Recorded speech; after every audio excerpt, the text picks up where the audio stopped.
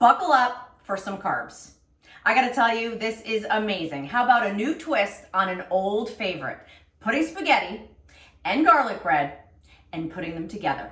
Oh yeah, with a little ground beef. Super easy recipe. I ground my beef. I started the oven at 350 degrees. I boiled my pasta. I incorporated all of it together into this pasta sauce. I toasted my garlic bread, and now buckle up because I'm gonna make spaghetti sandwiches.